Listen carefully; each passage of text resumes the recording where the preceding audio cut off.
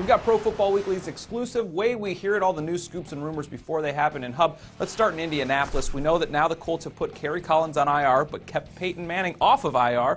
What's going on there? Are they expecting Peyton to play, or what's the situation? Well, it caught a lot of people by surprise. The reality is that Bill Polian knows Peyton Manning isn't going to play again this year, but what they are hoping is that he'll be able to practice with the team late November, maybe December, so they can evaluate where he's at in his rehabilitation from his 3 surgical procedures. The bottom line is they have a decision to make at quarterback. If they get the Andrew Luck pick, they're going to take him, regardless of whether Peyton stays for a year or 2 or is done.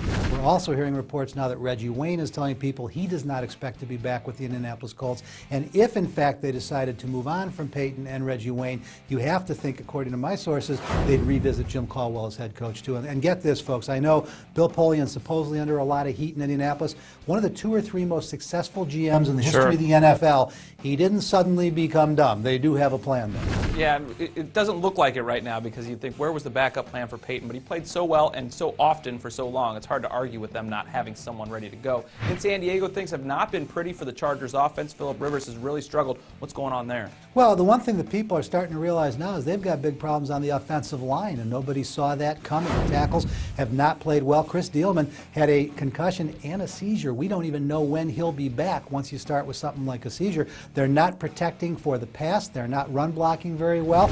And at the end of the season, they're going to have to rebuild that offensive line if they can't find something in the next couple of weeks, because none of these guys are kids. Yeah, they just didn't. I don't think people expected it to happen this quick. They thought the Chargers offense, once they recovered from all their injuries at skill positions last year, would really get going. It hasn't happened. You know, it's still a talented team, maybe the most talented team in the AFC West, but it's not the uber-talented San Diego roster we've been used to the last 4 or 5 years. Yeah, I know. People waiting for that team to kind of rise up and win a championship. It's not the team it once was. In Minnesota, things are not going well with their stadium. Not sure what exactly is going to happen, where the Vikings might play next. Governor Mark Dayton spoke out this past Wednesday and said they did not have the votes to get funding for a stadium. There would be no special session in the legislature prior to next February, when the Vikings lease on the Dome expires.